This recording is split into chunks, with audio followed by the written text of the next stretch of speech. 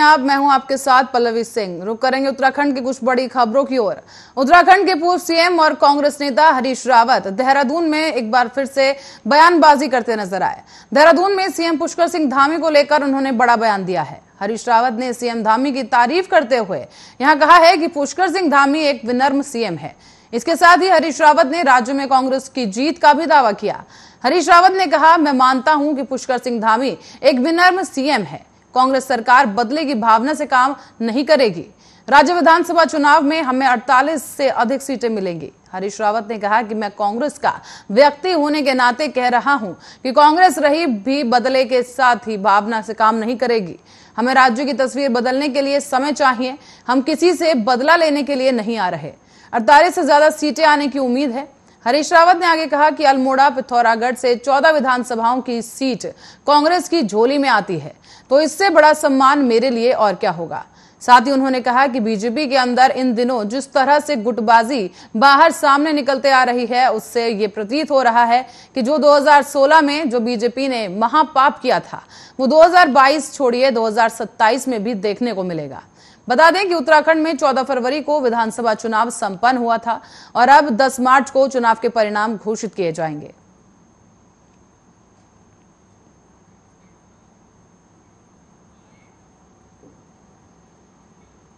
तो वहीं उत्तराखंड में सोमवार रात को एक बड़ा हादसा हो गया है। टनकपुर चंपावत हाईवे से सूकी एक जगह पर यह हादसा हुआ है, जहां पर सूकी डांग और डांडा मीनार रोड पर मैक्स दुर्घटना का शिकार हो गई।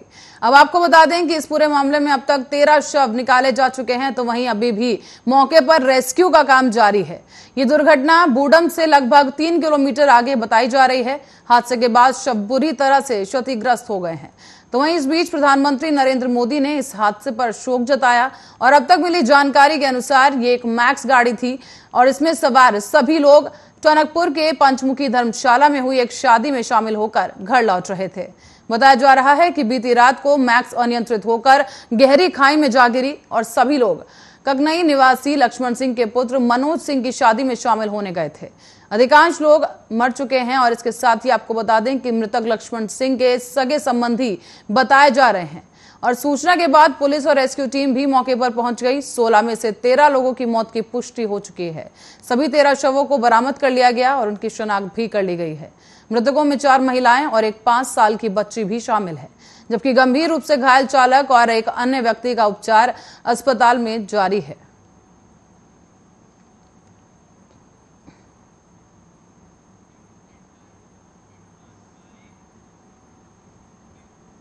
और उत्तराखंड में हादसों का सिलसिला थमने का नाम नहीं ले रहा है।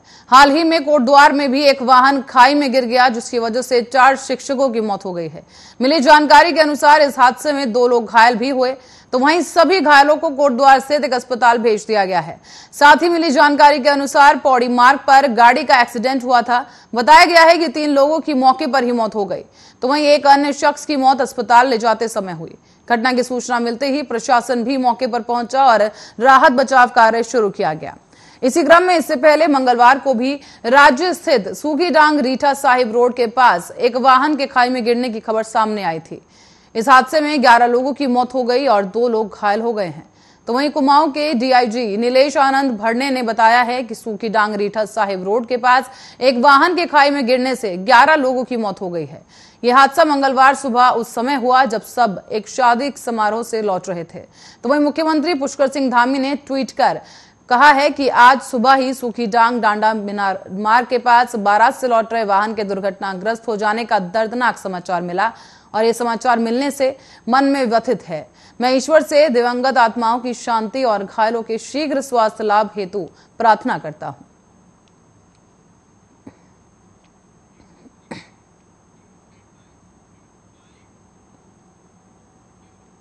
तो वहीं चुनावी माहौल के बीच आरोप प्रत्यारोप का सिलसिला अब गहराता जा रहा है।